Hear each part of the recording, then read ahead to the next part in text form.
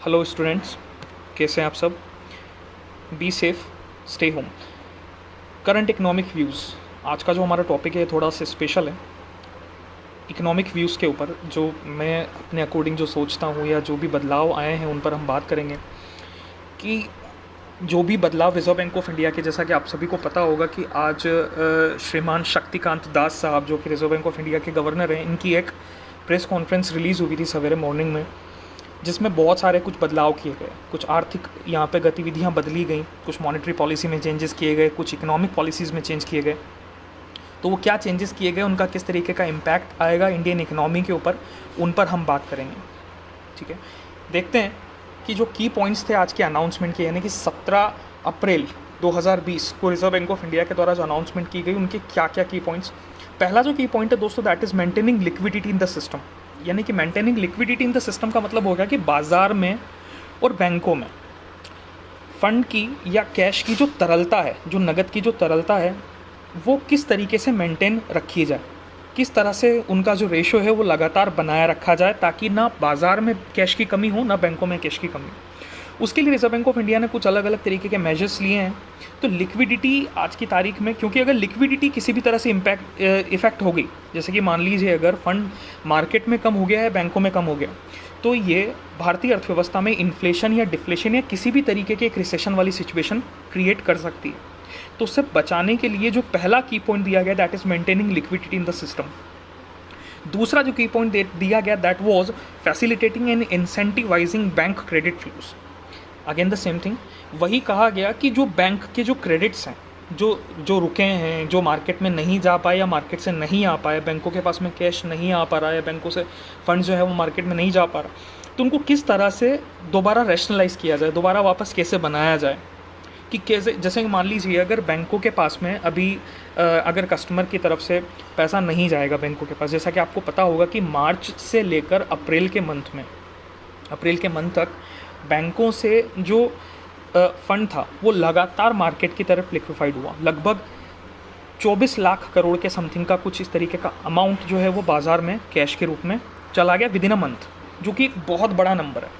तो किस तरह से ये फंड अगर बैंकों से मार्केट में गया है, तो अब बैंकों की जो गतिविधि है वहाँ पर बैंक क्रेडिट फ्लो किस तरीके से बनाया जाए दोबारा वापस, तो उनके ऊपर जो मेजर्स लिए गए हैं वो मेजर्स को भी यहाँ पर एक की पॉइंट रखा गया है।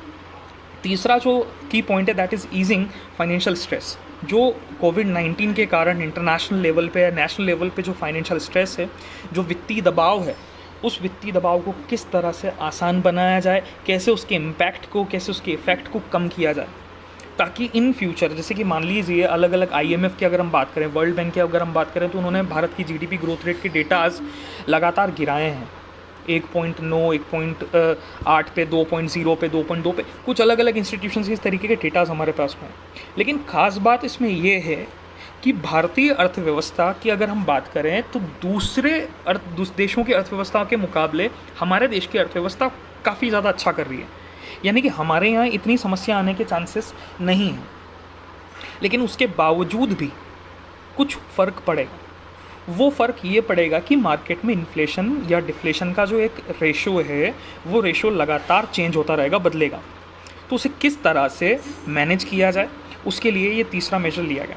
फोर्थ जो बात की गई, enabling formal working of markets, यानी कि बाज़ार को दोबारा से इनेबल करने की, यानी कि जो बाज़ार जो लॉकडाउन के कारण, जो 40 दिनों के लॉकडाउन में, या अभी अगर हम बात करें 20-25 दिन के लॉकडाउन में जो इकोनॉमिक एक्टिविटीज़ बंद हुई हैं या इफ़ेक्ट हुई हैं, उन्हें किस तरह से दोबारा इनेबल किया जाए। यानी कि फॉर्मल वर्किंग, यानी कि जनरल काम वहाँ पर की प्रोडक्शन हो गया या किसी तरीके का प्रोसेसिंग हो गई, तो उनको कैसे दोबारा से शुरू किया जाए, इन सब पर बात की गई।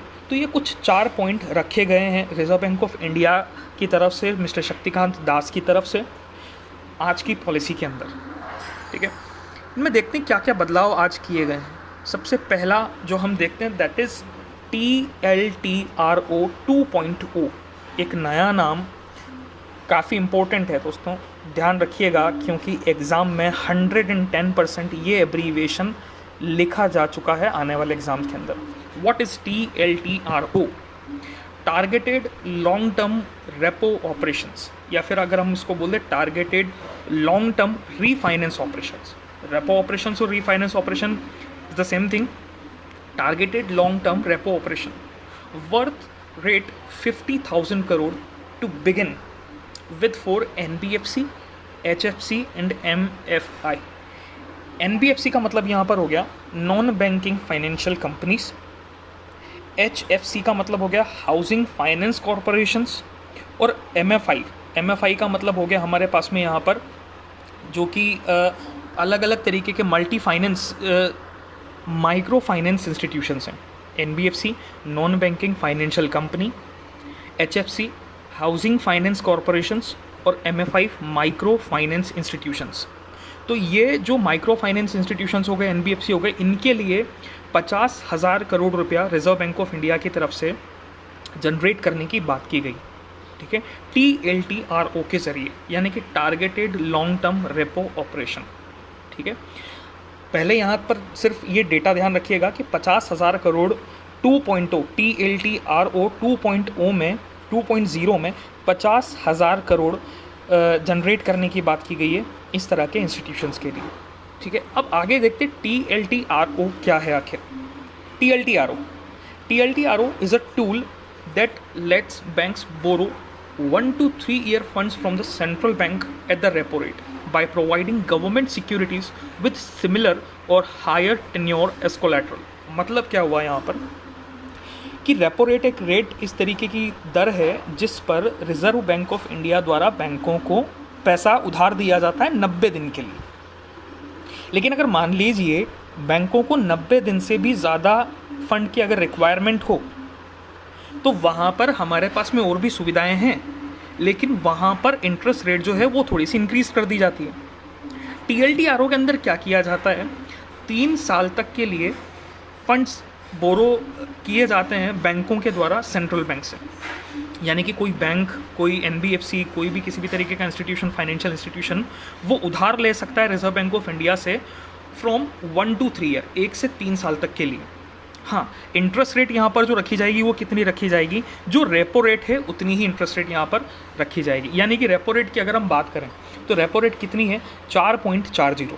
तो इस 4.40 की रेट पर ही बैंकों को या फाइनेंशियल इंस्टीट्यूशंस को, NBFCs को 3 साल तक के लिए फंड उधार मिल सकता है केंद्रीय बैंक के द्वारा, रिजर्व बैंक ऑफ इंडिया के द्वारा।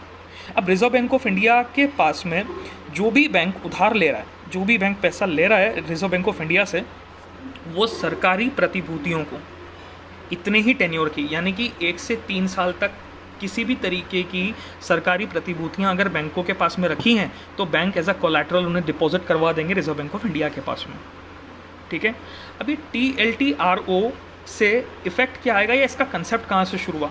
दोस्तों सबसे पहले बेसिक से लेते हैं, TLTRO की शुरुआत आखिर कैसे हुई। ECB का मतलब हो गया यहाँ पर यूरोपियन बैंक की हम बात करें। ठीक है, यूरोपियन जो सेंट्रल बैंक है ECB, European central bank. European central bank ने 2008 में TLTRO को शुरू किया था।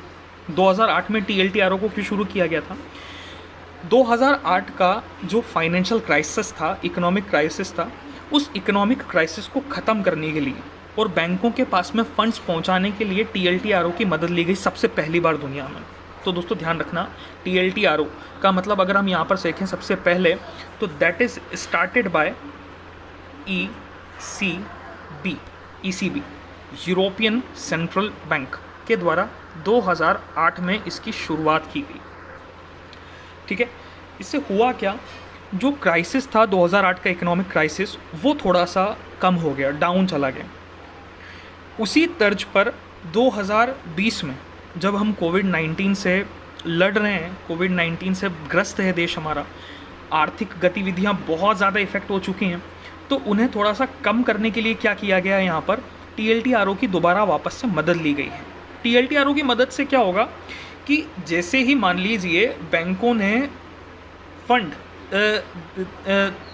बोरो करना शुरू किया, किसी भी सेंट्रल बैंक से फंड बोरो करना शुरू किया, तो मार्केट में लिक्विडिटी यानी कि तरलता को बनाया जा सकता है। जैसे कि मान लीजिए अभी वर्तमान में अगर बैंकों के पास में पैसा नहीं है तो वो क्या करेंगे, अपनी जो सिक्योरिटीज़ हैं गवर्नमेंट सिक्योरिटीज़ उन्हें डिपॉजिट करवा देंगे रिजर्व बैंक ऑफ इंडिया को, और रिजर्व बैंक ऑफ इंडिया एक बिडिंग यहाँ पर करवाएगा, एक नीलामी यहाँ पर करवाएगा।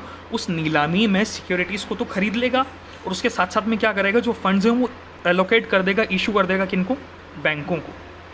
ठीक है, फर्स्ट थिंग फर्स्ट, यहीं से एक बात और हम करते हैं, एक और नाम यहाँ पर सामने आता है ऑपरेशन ट्विस्ट। ऑपरेशन ट्विस्ट पर भी हम जब क्लासेस में हमने बात की थी तब भी नाम आया था, काफ़ी मैंने ब्रीफ किया भी था इस चीज़ को, ऑपरेशन ट्विस्ट। ऑपरेशन ट्विस्ट दोस्तों रिजर्व बैंक ऑफ इंडिया के द्वारा शुरू किया गया था। सबसे पहले खैर स्टार्ट यूएसए वगैरह के अंदर या और दूसरी इकनॉमीज़ में चल भी रहा था, उसी की तर्ज पर हमने भारत में भी ऑपरेशन ट्विस्ट की शुरुआत की थी। ऑपरेशन ट्विस्ट में क्या था कि जो भी सिक्योरिटीज़ हैं उनका लेन देन या उनका इंपोर्ट एक्सपोर्ट खरीद कर या बेचकर फंड को मार्केट में लिक्विफाइड करना। यानी कि क्या किया जाता है, शॉर्ट टर्म बॉन्ड्स को खरीद कर लॉन्ग टर्म बॉन्ड्स को बेच देना। यानी कि खरीदा तो शॉर्ट टर्म बॉन्ड्स को है और लॉन्ग टर्म बॉन्ड्स जो है वो बेच दिए गए। तो उससे क्या होगा कि ये जो बॉन्ड्स हैं इनकी रेट ऑटोमेटिकली, जो भी किसी भी तरीके के मार्केट के अंदर जो भी बॉन्ड्स वगैरह इशू किए जा रहे हैं, इनकी रेट्स में ऑटोमेटिकली चेंजेस आना शुरू हो जाते हैं। तो मार्केट में फंड की जो प्रॉब्लम होती है, उस फंड की प्रॉब्लम को यहाँ से सुलझाया जा सकता है, कम किया जा सकता है। तो उस ऑपरेशन ट्विस्ट की ही तर्ज पर TLTRO की बात की गई। यूरोपियन सेंट्रल बैंक ने 2008 में इसको शुरू किया था। ठीक है, अब बात क्या थी कि 6 फरवरी को रिजर्व बैंक ऑफ इंडिया की तरफ से एक बात की गई थी कि 1 लाख करोड़ रुपया हम मार्केट में इन्फ्यूज़ करेंगे। कितना? 1 लाख करोड़। ये नंबर ध्यान रखिएगा दोस्तों। रिजर्व बैंक ऑफ इंडिया ने 6 फरवरी को एक बात कही, एक अनाउंसमेंट किया था जिसमें ये कहा गया था कि 1 लाख करोड़ रुपए मार्केट के अंदर डाला जाएगा अलग अलग फेजेस में। ठीक है, किसके ज़रिए? TLTRO के ज़रिए या LTRO के ज़रिए, जो भी आप कह रहे हैं इसे। ठीक है, अब अगर हमने यहाँ पहले अगर हम इसकी full form targeted long term repo operation या टारगेटेड लॉन्ग टर्म रिप्रोडक्शन, अगर हम बात करें यहाँ पर refinance operation, sorry, targeted long term refinance operations. तो टारगेटेड का मतलब यहाँ पर क्या हो गया? टारगेटेड का मतलब हो गया कि रिजर्व बैंक ऑफ इंडिया ने जिस काम के लिए पैसा बैंकों को दिया है उसी जगह ये पैसा लगाया जाए। जिस काम के लिए पैसा बैंकों को दिया गया है उसी चीज़ के लिए पैसा लगाया जाए मार्केट में। बैंकों को पैसा क्यों दिया जा रहा है? ताकि आर्थिक गतिविधियाँ दोबारा से शुरू की जा सकें। तो यानी कि बैंकों को कहा गया है कि आप उन जगह पर लोन देंगे जहां से आर्थिक गतिविधियों में तेज़ी आए। यानी कि हाउसिंग सेक्टर हो गया या अगर हम बात करें इंडस्ट्रियल सेक्टर हो गया, तो इन सेक्टर्स के अंदर ही लैंडिंग की जाए ताकि यहाँ से ऑटोमेटिकली तेज़ी आ जाए अर्थव्यवस्था के अंदर, और ये जो क्राइसिस है, मनी क्राइसिस इंटरनेशनल लेवल पे, नेशनल लेवल पे जो भी फैल रहा है, इसे थोड़ा सा कम किया जा सके। तो TLTRO क्या हो गया दोस्तों? एक टूल इस तरीके का है जिसके द्वारा बैंक जो है वो केंद्रीय बैंक से, रिजर्व बैंक ऑफ इंडिया से 1 साल से लेकर 3 साल तक के लिए पैसा उधार ले सकते हैं, जिसके बदले में सरकारी प्रतिभूतियों को उनको केंद्रीय बैंक के पास में जमा कराना होगा। तो उसके ज़रिए यहाँ पर बात की गई है कि 50,000 करोड़ रुपए का एक कलेक्शन किया जाएगा या 50,000 करोड़ रुपए मार्केट के अंदर दोबारा वापस से इन्फ्यूज़ किए जाएंगे। ये जो टोटल अमाउंट है जो TLTRO के ज़रिए बताया गया है कि इतना टोटल हम मार्केट से जनरेट करेंगे, मार्केट के अंदर पैसा दिया जाएगा, उसका जो टोटल नंबर है दैट इज़ 1.18 लाख करोड़, 1.18 लाख करोड़। ये कुल हमारे पास में इस तरीके का अमाउंट है जिसको मार्केट के अंदर इन्फ्यूज़ किया जाएगा रिजर्व बैंक ऑफ इंडिया के द्वारा। ठीक है, अब इसमें अलग अलग तरीके के फेजेज़ आए थे, जैसा कि हम यहाँ पर देख रहे हैं। हम यहाँ पर TLTRO 2.0 की बात कर रहे हैं। ठीक है, तो LTRO 2.1 या इस तरीके से अभी तक जो TLTRO है वो 4 फेज़ उसके हो चुके हैं। टोटल 4 बार ये फेज़ किया जा चुका है TLTRO, जिसमें से ये 4th नंबर का है, ध्यान रखिएगा। तीसरे नंबर का जो था, ठीक है, 3rd जो फेज़ था वो 27 मार्च को उसकी बात की गई थी। ठीक है, 27 मार्च को तीसरे नंबर पे बात की गई थी। अभी जो बात की गई है ये 4th नंबर पे की गई है यहाँ पर। ठीक है, और 1 लाख करोड़ से भी ज़्यादा का फंड यहाँ पर जनरेट करने की एक टारगेट लेकर चला है रिजर्व बैंक ऑफ इंडिया की। 1 लाख करोड़ रुपए मार्केट के अंदर इससे इन्फ्यूज़ किए जाएँ ताकि आगे किसी भी तरीके की कोई प्रॉब्लम नहीं आए। तो सबसे पहला जो ऑब्जेक्टिव था आज की उस पॉलिसी रेट का उस जो भी पॉलिसी बनाई गई, जो भी किसी भी तरीके के जो प्लान्स बनाए गए थे रिजर्व बैंक ऑफ इंडिया के द्वारा, उनमें सबसे इम्पोर्टेंट जो कंसेप्ट है हमारे लिए यहाँ पर एब्रीविएशन TLTRO का बहुत काम का है, targeted long term repo operation. ठीक है, इसके साथ हमें ये समझना होगा कि 2.0 में कितना पैसा दिया गया है। यहाँ पर 50,000 करोड़ यहाँ पर 2.0 के अंदर दिए गए हैं आज। ठीक है, 1 लाख करोड़ प्लस 1.18 लाख करोड़ का यहाँ पर जो अमाउंट है उसको जनरेट करने की बात की गई है रिजर्व बैंक ऑफ इंडिया के द्वारा। ठीक है, नेक्स्ट देखते हैं रीफाइनेंस। अब इस 50,000 करोड़ में किसको रीफाइनेंस किए जाने की बात है, यानी कि कहाँ रीफाइनेंसिंग की जाएगी। तो special refinance facilities of 50,000 crore to NHB, SIDBI and NABARD. ठीक है, 3 इंस्टीट्यूशंस को यहाँ पर रीफाइनेंस किया जा रहा है। रीफाइनेंस करने का मतलब होता है लोन देना। तो नाबार्ड को जो लोन दिया जा रहा है दैट इज़ 25,000 करोड़, 25,000 करोड़ नाबार्ड को दिए जा रहे हैं। सिडबी जो है, सिडबी को दिए गए हैं 15,000 करोड़ और NHB को दिए गए हैं 10,000 करोड़। तो कुल मिलाकर 50,000 करोड़ रुपया जो है वो मार्केट के अंदर लगाया जा रहा है रिजर्व बैंक ऑफ इंडिया के द्वारा। अब ध्यान रखिएगा दोस्तों, जो LTRO 2.0 है ये किसके लिए है, जनरली NBFC के लिए। जैसा कि हम यहाँ पर देख रहे हैं NBFC, HFC और MFI, ध्यान रखिएगा इसको, देखिएगा LTRO 2.0 जो है ये NBFC, HFC, MFI के लिए। 2.1 जो था वो कमर्शियल बैंक्स के लिए था, SCB, शेड्यूल्ड कमर्शियल बैंक्स। ठीक है, ध्यान रखें 1.0 सॉरी 2.1 नहीं, TLTRO 1.0 ये था शेड्यूल्ड कमर्शियल बैंक्स के लिए, और TLTRO 2.0 जो है ये है NBFCs, HFC और MFI के लिए। इंपॉर्टेंट टर्म है, बहुत ज़्यादा याद रखने लायक का कंसेप्ट है। सबसे पहले शुरुआत की गई थी ECB द्वारा, ठीक है, यूरोपियन सेंट्रल बैंक द्वारा 2008 में। ठीक है, भारत में रिजर्व बैंक ऑफ इंडिया के द्वारा ये 4था नंबर का TLTRO ऑपरेशन किया गया है, 4th नंबर का, जिसमें 50,000 करोड़ के अमाउंट की बात की गई हो और 1.18 लाख करोड़ कुल टोटल अमाउंट है जिसके ज़रिए मार्केट में इतना पैसा दिया जाएगा। ठीक है, मार्केट में या बैंकों को अगर हम कहते हैं सीधा सीधा सा कि बैंकों को इतना पैसा दिया जाएगा। ठीक है, नेक्स्ट बढ़ते हैं आगे। रीफाइनेंसिंग जो है वो 25,000 करोड़ नाबार्ड को हैं, सिडबी को 15,000 करोड़ और 10,000 करोड़ NHB को हैं। नेक्स्ट जो आज के प्रेस कॉन्फ्रेंस में नाम आया that was LCR। LCR is liquidity coverage ratio. Liquidity coverage ratio यहाँ पर पहले हम देख लेते हैं कि यहाँ पर क्या बात की गई लिक्विडिटी कवरेज रेशो से रिलेटेड। द RBI या central bank has reduce the liquidity coverage ratio requirement for banks to 80% from 100% with immediate effect as a relief to these lenders. This means banks should have a stock of high quality liquid assets HQLA such as short-term government debt which is 80% of their total net cash outflow for 30 days। देखो क्या होता है दोस्तों, हर bank, प्रत्येक bank या प्रत्येक financial institution की जितनी भी लिक्विडिटी मार्केट में होती है उतना का उतना ही फंड या उसी तरीके के assets high quality liquid asset के फॉर्म में एक बैंक को अपने पास में मैनेज करके रखने पड़ेंगे। इसको बोला जाता है लिक्विडिटी कवरेज रेशो। जैसे कि मान लीजिए अगर स्टेट बैंक ऑफ इंडिया है, स्टेट बैंक ऑफ इंडिया ने 10,000 करोड़ के लोन मार्केट में बांटे हुए हैं, तो 10,000 करोड़ रुपए के ही जो लिक्विड एसेट्स हैं वो स्टेट बैंक ऑफ इंडिया के पास में होने चाहिए। हाई क्वालिटी लिक्विड एसेट्स का मतलब हो गया कमर्शियल पेपर्स, या फिर अगर हम बात करें जो बॉन्ड्स वगैरह हो गए, या फिर अगर हम बात करें गोल्ड हो गया, ये सारे लिक्विड एसेट्स है, हाई क्वालिटी लिक्विड एसेट्स बोले जाते हैं।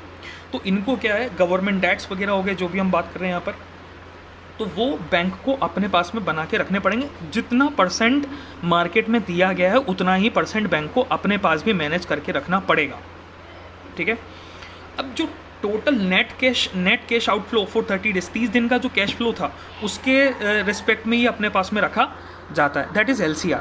तो यहाँ पर क्या किया गया, रिजर्व बैंक ऑफ इंडिया ने आज क्या किया कि वो जो 100% की जो लिमिट थी उस लिमिट को घटाकर कर दिया 80%। यानी कि आपने पहले जितना 100% रखा था अब 100% ना रखकर आपको 80% ही मैनेज करके रखना पड़ेगा। यानी कि 20% और मार्केट में आप लिक्विफाइड करा सकते हैं। यानी कि बैंकों के पास फंड जो है वो बढ़ चुका है। जैसे बैंकों के पास पहले फंड जहाँ पर 10,000 करोड़ के बदले 10,000 करोड़ रखना पड़ रहा था, अब 10,000 करोड़ ना रखकर 8,000 करोड़ ही रखना पड़ेगा। यानी कि 2,000 करोड़ का बैंकों को या NBFCs को या किसी भी तरीके का फाइनेंशियल इंस्टीट्यूशन को यहाँ पर फ़ायदा होगा। इसी को हम नाम देते हैं लिक्विडिटी कवरेज रेशो, ठीक है, जो एक बैंक द्वारा या फाइनेंशियल इंस्टीट्यूशन द्वारा अपने पास मैनेज करके रखा जाता है उनके टोटल नेट कैश आउटफ्लो के रिस्पेक्ट में, ठीक है। तो उसका जो परसेंटेज है वो रिजर्व बैंक ऑफ इंडिया ने घटा दिया है। कितना कर दिया है? 80% कर दिया है 100% से, ठीक है, with immediate effect as a release to these lenders. यहाँ पर लेंडर्स से मतलब है जो बैंक हैं, जो इंस्टीट्यूशंस हैं। मैं यहाँ पर ये FI का मतलब यहाँ पर हो गया फाइनेंशियल इंस्टीट्यूशंस की बात की जा रही है, तो ये सारे के सारे लेंडर्स फाइनेंशियल इंस्टीट्यूशंस की यहाँ पर बात है, ठीक है। तो यहाँ पर दूसरा जो मेजर चेंज किया गया that is in LCR। Move to the next thing, बहुत इंपॉर्टेंट है, reverse repo rate RRR। Fixed reverse repo rate under LAF cut by 25 BPS, base point जो कहलाता है, BPS की फुल फॉर्म है यहाँ पर base point, to 3.75% from 4% with immediate effect. यानी कि पहले जो रिवर्स रेपो रेट थी वो कितनी थी? 4%। पहले जो रिवर्स रेपो रेट थी वो कितनी थी? 4%। रिजर्व बैंक ऑफ इंडिया ने इस रिवर्स रेपो रेट को घटाकर 3.75 कर दिया। इससे क्या होगा दोस्तों? इससे ये होगा कि अब बैंक जो है वो ज़्यादा से ज़्यादा पैसा मार्केट में लगा सकते हैं एज़ कम्पेयर टू कि RBI के पास डिपॉजिट करवाएं।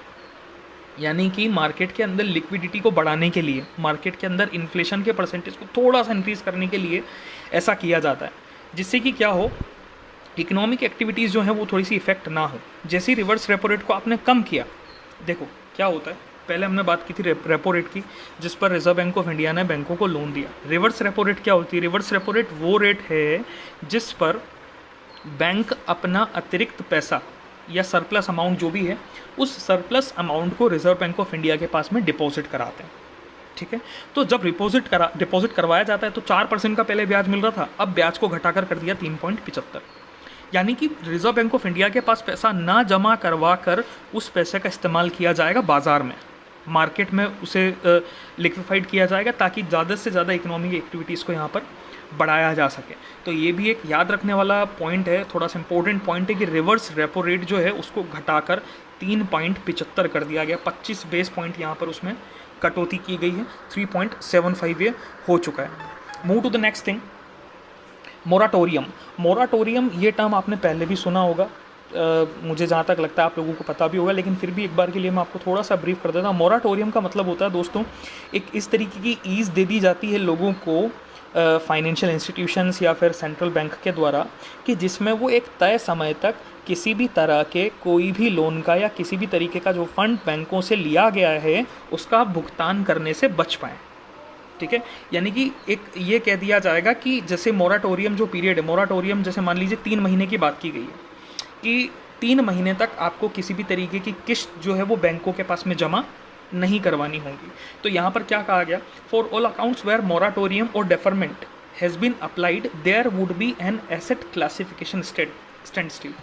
एसेट क्लासिफिकेशन स्टैंड स्टिल का मतलब क्या हो गया, जब NPA की बात की जाती है तो आपको पता होगा कि NPA कोई भी एसेट NPA कब कहलाएगा, 90 डेज़ में, यानी कि 3 महीने में, ठीक है। हम 3 महीने नहीं बोलकर इसे 90 डेज़ ही बोलेंगे हमेशा, लेकिन इन जनरल वे में we are calling it a 3 month period.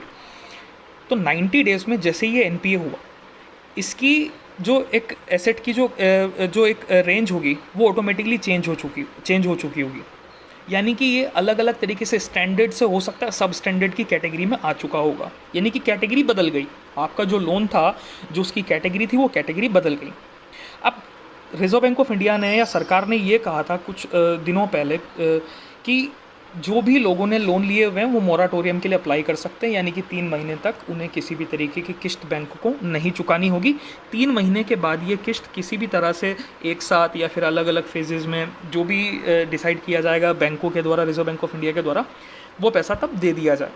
तो उसके लिए क्या किया गया कि अब ऑनलाइन सिस्टम में भी चेंजेस किए जाएंगे, यानी कि उनका जो एसेट क्लासिफिकेशन है वो जो का त्यों ही बना रहे, यानी कि एक सब स्टैंडर्ड एसेट सब स्टैंडर्ड में कन्वर्ट ना हो, ध्यान रखिएगा, एक स्टैंडर्ड एसेट सब स्टैंडर्ड एसेट में या एनपीए के अंदर कन्वर्ट ना हो। जैसे कि मान लीजिए अगर मैं 3 महीने तक अपने लोन की किस्त नहीं देता हूँ, तो साधारण केस में तो इसे एनपीए बोल दिया जाएगा, लेकिन मोराटोरियम के ज़रिए क्या किया जाएगा कि जो एसेट था मेरा वो अपने ही फेज़ में बना रहे, उसे एनपीए नहीं बोला जाए। तो 3 महीने ये जो एनपीए के लिए बात की गई और 3 महीने ये जो मोराटोरियम पे फिक्स किया गया, यानी कि हम साधारण शब्दों में ये कह सकते हैं कि एनपीए की अवधि 90 दिनों से बढ़ाकर 180 दिन की जा चुकी है। ठीक है, ध्यान रखिएगा, एनपीए की जो अवधि है उसे 90 डेज से बढ़ाकर कितना किया जा चुका है, 180 डेज किया जा चुका है। In respect to accounts granted moratorium NPA norms of 90 days relaxed. ठीक है, यानी कि ये 90 डेज का जो एक पीरियड था इसको हटा दिया गया। The period of moratorium will be excluded from the 90 days classification norm of NPA for those account, यानी कि 90 दिन के आगे ये चलेगा। ठीक है, अब मोराटोरियम कितना दिया गया हमको रिजर्व बैंक ऑफ इंडिया की तरफ से, 3 महीने का, यानी कि 90 और 90 टोटल 180 दिन। 180 दिन का मतलब हो गया यहाँ पर 6 महीने। तो 6 महीने तक classification norm of NPA for those accounts which have availed the moratorium facility. NBFCs have flexibility to give such relief to their borrowers। यानी कि NBFCs जो भी हैं उन्हें इमीडिएट इफ़ेक्ट के साथ में 180 दिन तक के लिए अपने कस्टमर्स को रिलैक्स्ड करना होगा कि वो किसी भी तरह से वहाँ पर NPA में नहीं जाए। यानी कि NPA की जो परिभाषा थी उसमें 90 दिन का कंसेप्ट हटाकर उसे 180 दिन कर दिया गया। ठीक है, इसे ये नहीं समझेंगे हम कि एनपीए चेंज हो चुका है। अब एनपीए तो 90 दिन का जो था ही सही, इसमें सिर्फ हम 3 महीने का मोराटोरियम पीरियड और ऐड कर रहे हैं। इस वजह से अभी वर्तमान समय में मैं एनपीए को 180 दिन का बोल रहा हूँ, 6 महीने का बोल रहा हूँ। यानी कि एनपीए 6 महीने का हो चुका है। पहले 3 महीने का एनपीए होता था, अब 6 महीने का एनपीए हो चुका है। यानी कि 6 महीने के बाद में आपका जो लोन है उसकी कैटेगरी चेंज हो जाएगी। ठीक है दोस्तों, ये ध्यान रखिएगा। तो एनबीएफसीज़ को बोला गया है कि एनबीएफसीज़ को इमीडिएट इफेक्ट के साथ में अपने जो बोरोवर्स हैं या बैंक के भी जो बोरोवर्स हैं उन पर ये जो चेंज किया गया है इसको लागू करना अनिवार्य है। ठीक है, तो ये कुछ इस तरीके के पॉइंट्स थे जो आज के इस रिजर्व बैंक ऑफ इंडिया की जो प्रेस कॉन्फ्रेंस थी, या फिर अगर हम कहते हैं मिस्टर शक्तिकांत दास साहब की जो प्रेस कॉन्फ्रेंस थी उसमें डिसाइड किए गए हैं। एक बार आप इन्हें थोड़ा सा रिवाइज़ करिएगा, देखिएगा कि क्योंकि बहुत ज़रूरी हैं ये बहुत ही एग्ज़ाम पॉइंट ऑफ व्यू से देखा जाए या फिर इकोनॉमिक पॉइंट ऑफ व्यू से देखा जाए तो काफ़ी ज़्यादा ज़रूरी है। मैं आपको इसमें से बहुत सारे क्वेश्चन सीधे सीधे बता सकता हूँ कि TLTRO के बारे में आपसे क्वेश्चन पूछा जाएगा। उसके अलावा हो सकता है रीफाइनेंसिंग कितनी की गई है ये पूछा जा सकता है। Total 50,000 1.18 lakh crore total generate करने की बात है। LCR की आपसे एब्रीविएशन पूछी जा सकती है। लिक्विडिटी कवरेज रेशो क्या होता है, 80% कर दिया गया है इसको। रिवर्स रेपो रेट 3.75 है। रेपो रेट कितनी है, 4.40। ठीक है, यहाँ पर ध्यान रखिएगा, जैसे रिवर्स रेपो रेट 3.75 है, हमने पहले भी खैर मैं आपको बता चुका हूँ। रेपो रेट जो है दैट इज़ 4.40। ठीक है, ध्यान रखिएगा 4.40 ये रेपो रेट है, तो थोड़ा सा इंपॉर्टेंट है, ध्यान रखना है इसको भी।